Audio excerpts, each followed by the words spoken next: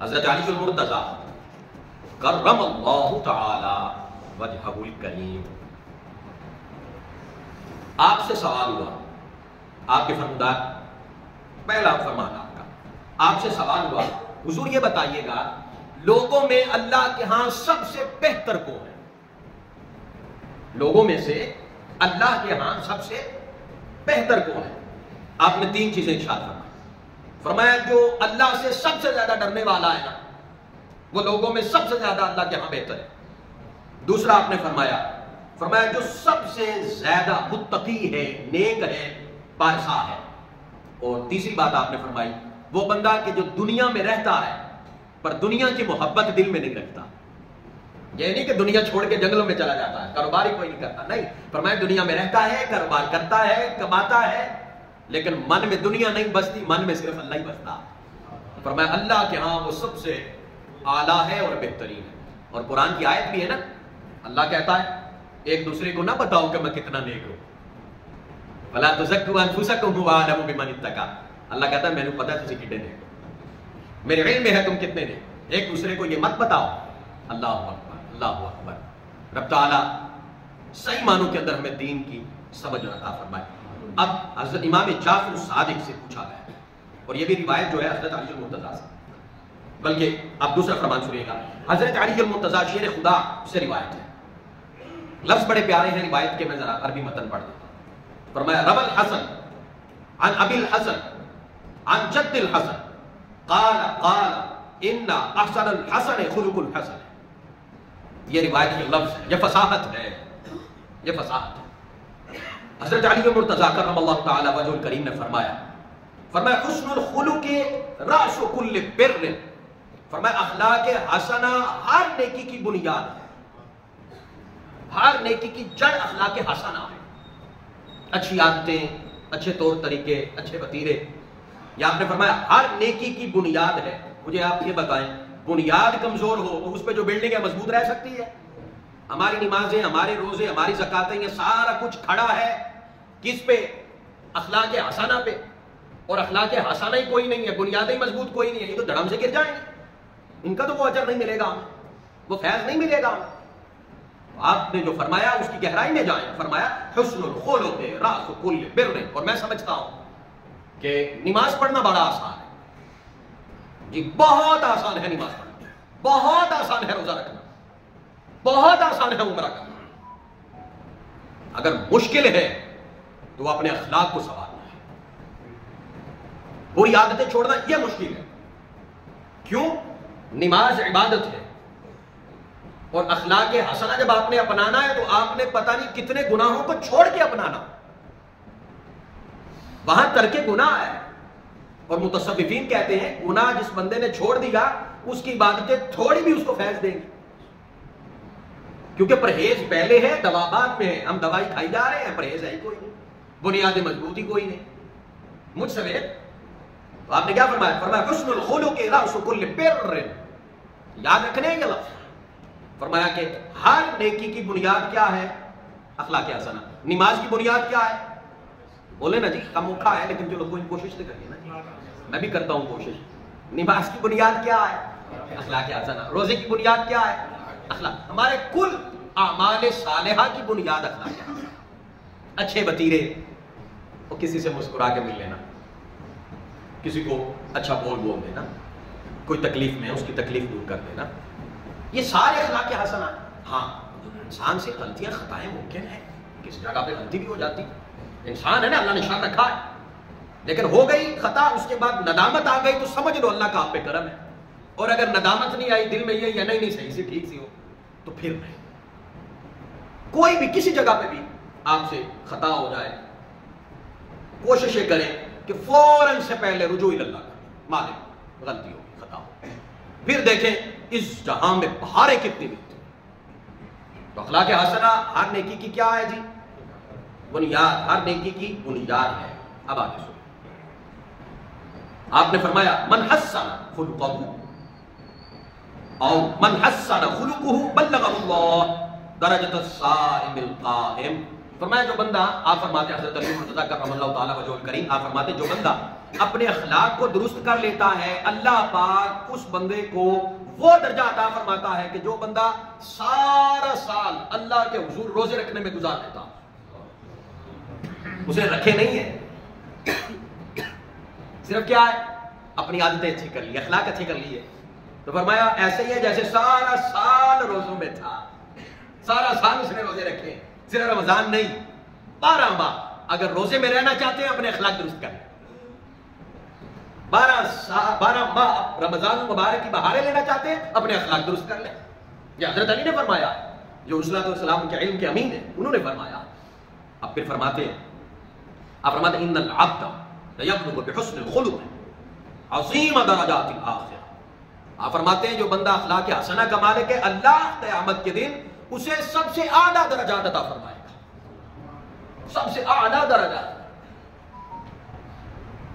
وہ پھر اسی طرح آپ نے فرمایا جس بندے کے اخلاق حسنہ کا مالک ہے، جو جس کی عادتیں اچھی ہیں، جس کے اعتبار اچھے ہیں، جو اچھا ہے اعمال کے اعتبار سے، معاشرے کے اعتبار سے، اپنی فیملی کے ساتھ، گھر والوں کے ساتھ، معاشرے والوں کے ساتھ، جو بندہ ہر بندے کے ساتھ صحیح ہے اور صحیح رہنے کی کوشش کرتا ہے، تو سیدنا علی المرتضیٰ کرم اللہ تعالی وجہہ الکریم آپ فرماتے ہیں اللہ پاک اسے جہاد فی سبیل اللہ کا ثواب عطا فرماتا۔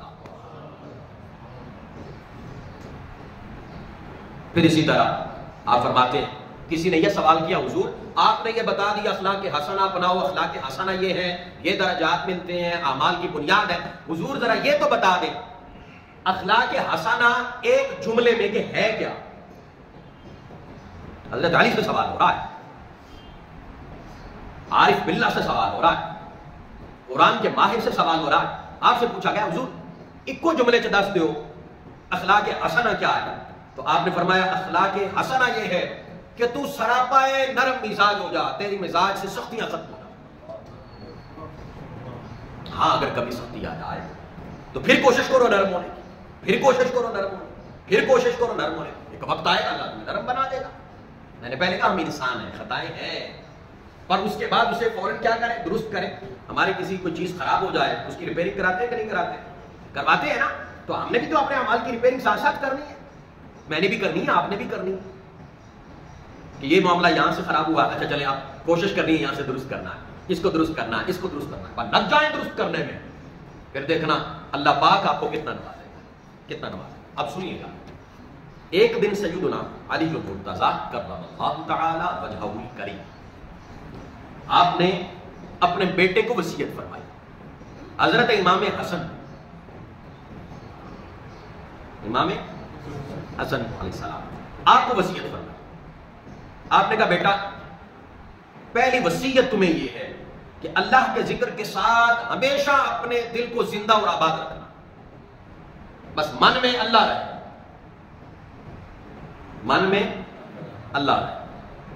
مبارک ہے ان لوگوں کے لیے جن کے من میں اللہ بستا ہے، یقین کیجیے ان کے لیے مبارک ہے کہ جن کے من میں خدا بستا ہے، جن کے من میں اللہ بستا ہے۔ بس اللہ سے دعا کیا کریں نا کہ وہ ہمارے دلوں کو اپنے نور کا مظہر بنا لے، اپنے تجلیات کا مظہر بنا لے۔ دلوں کی آبادی اللہ کے ذکر کے ساتھ، دلوں کی حیات اللہ کے ذکر کے ساتھ، دل دھڑکنا حیات نہیں ہے، اللہ کی یاد اصل جو ہے وہ دل کی زندگی ہے۔ اگر میرے من میں اللہ نہیں بستا سمجھ لیں کہ پھر کچھ بھی ہو جائے میں زندہ دل آدمی نہیں ہو سکتا۔ بہت بڑی بات اپنے بیٹے کو فرما رہے ہیں، بیٹا ہمیشہ اللہ کے ذکر سے من کو زندہ اور آباد رکھنا، ویران نہ کر دینا۔ دل کس سے ویران ہوتا ہے؟ دل کس سے ویران ہوتا ہے؟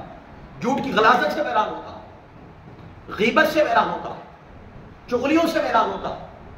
جہاں اتنا کچھ گند پڑا ہو وہاں اللہ کا نور برسے گا، اللہ کی یاد کا اثر ہوگا؟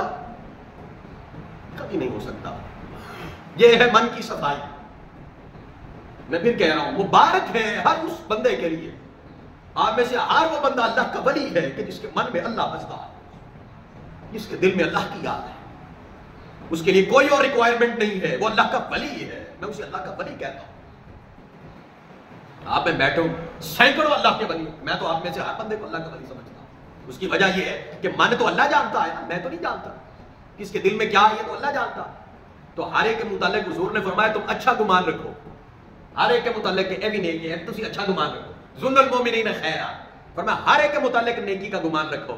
فرمایا اس کا فائدہ کیا ہوگا, ایک وقت آئے گا اللہ تمہیں بھی نیک بنا دے گا, اللہ تمہیں بھی نیک بنا دے گا. اب سنیے گا, پھر آپ نے فرمایا میرے بیٹے تو ہمیشہ نیک لوگوں کی صحبت میں بیٹھا کر. یہ آپ نے حضرت امام حسن مجتبیٰ علیہ السلام کو یہ فرمایا.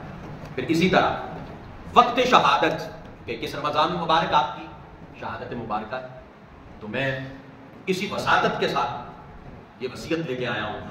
وقت شہادت حضرت علی کی وصیت امام حسن کو بھی اور امام حسین کو بھی.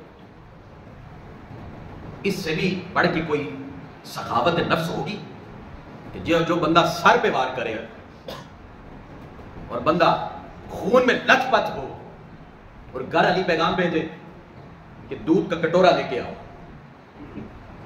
بیٹوں نے سمجھا شاید کہ خود پینا, جب آیا تو فرمایا میرے دشمن کو پلاؤ. سر پہ چوٹ لگی ہے, خون بہہ رہا ہے. امام حسن اور امام حسین, آپ نے وہ کٹورا لایا اپنی آنکھوں کے سامنے, کہا میرے اس دشمن جس نے مجھ پہ وار کیا اس کو پلاؤ. یہ ہے سخاوت نفس, یہ ہے دل کی سخاوت, یہ ہے وہ تزکیہ جو حضور نے ان کا کیا تھا. یہ ہے تزکیہ نفس. حق بنتا قصاص لیا جائے سارا کچھ ہے, پر آپ نے فرمایا نہیں, وہ اس کا عمل تھا, یہ ہمارا عمل ہے, وہ اس کے اخلاق ہے, یہ ہمارے اخلاق ہے. وقت شہادت آپ نے حسنین کریمین کو وصیت فرمائی. پہلی وصیت ذرا سنیے گا دل کے کان سے. آپ نے فرمایا بیٹو اپنے معاملات کو اللہ اور مخلوق دونوں کے ساتھ درست رکھنا. اپنے معاملات اللہ اور لوگوں دونوں کے ساتھ کیا رکھنا, درست رکھنا. یہ نہ ہو کہ تو حقوق اللہ کا کاربند ہو اور حقوق العباد کی خبر ہی کوئی نہ ہو, اور حقوق العباد پہ کاربند ہو اور حقوق اللہ کی تمہیں خبر کوئی نہ ہو. فرمایا نہیں بیٹا, یہ دونوں دامن ہاتھ سے نہیں جانے چاہیے. پھر آپ نے یہ فرمایا, آپ نے فرمایا آپس کے تعلقات کو سنوارے اور بنائے رکھنا. حسنین کریمین کو یہ فرمایا جس سے تعلق بن جائے نا, کوشش کرو وہ قائم رہے, کوشش کرو وہ الجھے نا, کوشش کرو وہ ختم نہ ہو سکتا ہے کہ ہمارے آپس کے ایک دوسرے کے تعلقات میدان معاشرت کوئی ایک اللہ کو پسند ہو اور اس کے تعلق کے پیچھے ہم بھی بخشے جائیں. یہی لالچ ہے نا, اس سے بڑی اور کیا لالچ ہے, اس سے علاوہ لالچ بندہ رکھے گا تو ویسے ہی عیبدار ہو جائے گا. اصل لالچ یہ ہے کہ عند اللہ بندہ سرخرو ہو جائے. تو آپ نے یہ فرمایا لوگوں کے ساتھ اور اللہ کے ساتھ اپنے معاملات درست رکھنا. اور دوسری بات آپس کے تعلقات کو سنوارے اور بنائے رکھنا. اب یہ بات پورا جملہ آپ کا سنیے گا. آپ نے فرمایا کہ میں نے آقا علیہ الصلوۃ والسلام سے سنا ہے, حضرت علی آپ فرما رہے ہیں اپنے بیٹے کو وصیت کرتے تو فرما رہے ہیں میں نے حضور سے سنا ہے جو بندہ تعلقات کو رشتوں کو درست رکھتا ہے نا, معاملات بگڑنے نہیں دیتا. فرمایا نفلی عبادت ایک بندہ ساری زندگی کرتا رہے, فرمایا اس کی نفلی عبادت ایک طرف ہے اور اس بندے کا یہ عمل ایک طرف ہے, جو تعلق نہیں بگڑنے دیتا, جو رشتے نہیں ٹوٹنے دیتا. ہم جوڑ سکتے ہیں, توڑنا انتہائی آسان ہے لیکن اس میں پریشانی ہے. آپ توڑ لیں گے نا تو کئی دنوں تک پریشان رہیں, کئی گھنٹوں تک پریشان رہیں. یار نہ ہوتا تو بہتر نہیں تھا. اور اگر آپ پڑھ کے جوڑیں گے نا آپ کو سکون ملے, آپ کو کل بھی سکون ملے, آپ کو باطنی سکون ملے, آپ سرخرو ہو جائیں, اللہ کے ہاں سرخرو ہو جائیں. حضرت علی المرتضی کرم اللہ تعالی وجہ الکریم آپ نے فرمایا, آپ فرماتے ہیں الامر بالمعروف والنہی عن المنکر کا فریضہ ہر وقت انجام دیتے رہنا. فرمایا میرے بیٹو زندگی بھر دین کی خدمت کرتے رہنا, دین کے خادم رہنا, عمر بھر کاروبار کرو جو مرضی کرو لیکن ہر وقت دین کے سچے سچے خادم رہنا. اور پھر اسی طرح آپ نے فرمایا, آپ فرماتے ہیں لوگوں لالچ اور حرص سے, یہ آپ کا الگ فرمانا, لوگوں لالچ اور حرص سے اپنے آپ کو پاک کر لینا, بچا لینا اپنے آپ حرص اور لالچ سے. آپ کو سوال کیا گیا کہ حضور حرص اور لالچ اس سے اپنے آپ کو اگر کوئی نہ بچائے تو نقصان کیا ہے؟ فرمایا اس نے اپنی زندگی کو عیبدار کر لیا, اس سے بڑا عیب ہی کوئی. اب حرص اور لالچ سے یہ مراد کوئی نہیں کہ آپ کاروبار کر رہے ہو، جا کے آپ کہیں یہ سارا کچھ لے جاؤ اللہ کے نام پہ کیونکہ لالچ ختم ہو گئی، اور بھائی یہ مراد نہیں ہے. مراد یہ ہے جو ہے اس پہ اللہ کا شکر ادا کرو، اور کوئی بہتر کسی کے پاس ہے اس پہ حسد نہ کرو. اگر یہ کوالٹی ہم میں ہے تو سمجھ لے مبارک ہے، ہم لالچ سے پاک ہیں. اور اگر جو پاس ہے اس کی خبر ہی کوئی نہیں. اور جو بندہ نا کسی کے پاس زیادہ ہے نا یا افضل شے ہے اس کو ہی تکتا رہتا ہے نا، جو پاس ہے وہ اسے بھی انجوائے نہیں کر پاتا، وہ بیچارہ اس سے بھی محروم رہتا، وہ کڑتا رہتا، حسد میں رہتا، کاش میرے پاس ہوتا، کاش ہوتا، کاش ہوتا. وہ اللہ کے بندے جو ہے وہ برت، جو ہے وہ کھا، جو ہے اس کو استعمال کر. میں اپنا ایک چھوٹا سا عمل ہے میرا، جب کبھی بھی چیزیں بڑی ہونا تو میں کوشش کرتا ہوں برتتا رہوں، برتتا رہوں. اس سے میں کو یہ نہیں کہہ رہا کہ میں بڑا کو اللہ کا نیک اور بڑا بنا، ویسے عادت بتا رہا ہوں، برتتا رہوں، برتتا رہوں. نیت میری یہ ہوتی ہے کیونکہ اللہ کو پتا ہے ابھی ہے تو ٹھیک ہے، ابھی معاملہ اس کا چل رہا ہے. برتتے رہو، ادھر سے وہ معاملہ چلتا رہے گا، سپلائی آتی رہے گی، آپ ادھر دیتے رہو ادھر سے آتا رہے گا. بات ختم. جب پاس ہے چیز، یہ خیال ہے میرا اپنا خیال ہے. اللہ رب العزت نے فرمایا نا میرے متعلق جیسا گمان کرو میں ویسے ہی ہو جاتا ہوں. تو جو ہے اسے انجوائے کرو، خوش ہو کے انجوائے کرو. اور آگے اب اگر آپ نے دائیں بائیں دیکھنا ہے پھر انجوائے کو نہیں جو جڑا ہے ان کی بھی خبر کوئی نہیں جو. اور پھر اس سے بڑا نقصان پتا کیا ہے؟ شکر نہیں کر پائے. سائیکل والا ہے وہ دیکھے پیدل چلنے والے، موٹر سائیکل والا ہے وہ سائیکل والے کو دیکھے تو الحمدللہ نکلے گا کہ نہیں نکلے گا. تو اگر موٹر سائیکل پہ بیٹھ کے وہ کسی کی گاڑی کو دیکھ کے کہے یہ دیکھو نہ ہی ہوتی تھے چنگا سی مینو لب جاوے، یہ حسد ہی ہے نا. اچھا حسد کی بیماری میں پڑ گیا، اب کیا ہوگا؟ ایک تو بیمار ہوگا، اڑتا رہے گا، اور دوسرا وہ جو پاس سواری ہے اس کا احساس ہی نہیں ہوگا کہ اللہ کا کتنا بڑا کرم. میں سمجھتا ہوں کچھ بھی نہ بندے دے کول ہوئے تو صحت ہوئے نا تو اس تو بڑا بھی جڑا نہیں نام اللہ کا کوئی نہیں.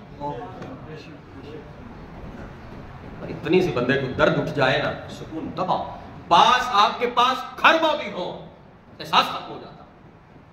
اتنی سی درد اٹھے نا، میں نے کہا خربہ بھی ہو نا تو اس کے ہونے کا احساس ختم ہو جاتا، وہ لذت ختم ہو جاتی، ساری توجہ اس طرف چلی جاتی. رسول اللہ صلی اللہ علیہ وسلم نے فرمایا نا اگر ساری عمر امیر رہنا چاہتے ہو جو ہے اس پہ شکر کرو. اور حضور نے یہ کلیہ بتا دیا، اپنا لیں جی سارے اپنا لیں. اور جن کو 1 روپیہ ہے تو جن کو نہیں ہے ان دے تو بہتر ہے کہ نہیں؟ اس سے بہتر ہے نا. کسی کے پاس 1 ہے اور ایک کے پاس 10 ہے تو 10 والا بہتر ہے. اور اگر کسی کے پاس نہیں ہے تو وہی اللہ کے حضور دعا تو کر سکتا ہے نا کہ مالک دینے والا تو ہے، عطا کرنے والا تو ہے. میں نے خلاصہ تراویح میں بھی یہ درس دیا تھا کہ اللہ فرماتا ہے وَلَا تَتَمَنَّوْا مَا فَضَّلَ اللَّهُ بِهِ بَعْضَكُمْ عَلَىٰ بَعْضٍ. میں نے تم میں سے بعض کو بعض میں عطا میں فضیلت دی ہے، کسی کو زیادہ دیا ہے کسی کو تھوڑا دیا ہے. مالک ہم کیا کریں؟ فرمایا وَلَا تَتَمَنَّوْا، تم کیوں تمنا کرتے ہو؟ ہمارے پاس جو نہیں ہے دوسرے کے پاس ہے تو جس کے پاس جو ہے اس کی تمنا کیوں کرتے ہو؟ وَلَا تَتَمَنَّوْا، اللہ کہتا ہے تمنا نہ کرو. مالک دل ہمارا بھی تو کرتا ہے ہمارے پاس ہو. ایک دفعہ قریب سے اچھی گاڑی گزرے تو اعصاب میں ارتعاش تو آتا ہے، ایک دفعہ کرنٹ تو گزرتا ہے کہ یار اچھی تو ہے نا، انجوائمنٹ تو ہے نا، وہ ارتعاش تو ایک دفعہ ضرور گزرتا ہے. تو اللہ رب العزت فرماتا ہے وَلَا تَتَمَنَّوْا، تمنا نہیں کرنی. تو مالک جب پھر اس طرح ہمارے ساتھ ہوتا ہے تو پھر کیا کرے؟ پھر اللہ رب العزت فرماتا ہے بس اللہ من فضلی، تیرا اللہ ہو رہے، تیرا خدا ہو رہے، اندہ خدا ہو رہے، بس اللہ من فضلی. تو بیٹھ کے اللہ کے حضور اس کا فضل کیوں نہیں مانگتا؟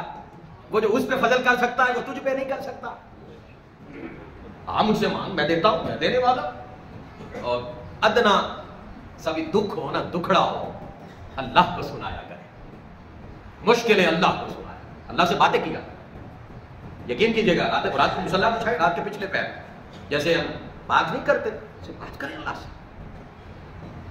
اللہ کی قسم، اس کے عزت و جلال کی قسم، اللہ سنتا ہے. ان اللہ سمیع بصیر، سننے والا اور تکنے والا ہے. بندہ اسے مخاطب ہو اور وہ بندے سے مخاطب کوئی نہ ہو، یہ ہو سکتا؟ وہ جو کہے پھر وہی روایت کہ تو چل کے آ میں چھوڑ کے آتا ہوں، تو وہ بندہ رات کے پچھلے حصے میں بیٹھ کے اللہ سے باتیں کر رہا ہو اور پھر اللہ اس کے طرف توجہ کوئی نہ کرو، یہ ہو سکتا ہے؟ اللہ کہتا ہے جیسا گمان کرو میں ویسا ہی ہوں.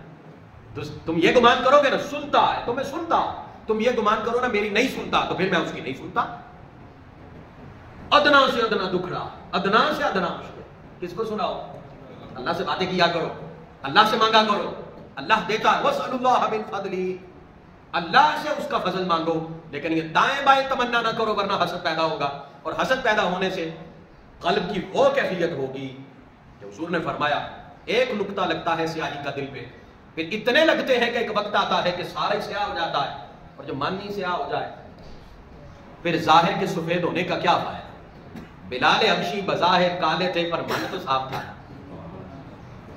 پھر مقام و مرتبہ دیکھیے گا کہ کعبے کی چھت پہ کھڑے ہو کے اذان دی جائے، حضرت بلال حبشی رنگ تو نہیں دیکھے گا، وہ بظاہر مخلوق تکتی ہے، من اللہ تکتا، اور یوں دیکھتا ہے نا کہ اس کے من میں ہوں، پھر وہ عطا کرتا ہے کہ آپ سوچ نہیں سکتے، پھر ایسا بے نیاز کر دیتا ہے نا مخلوق سے کہ انسان تصور نہیں کر سکتا۔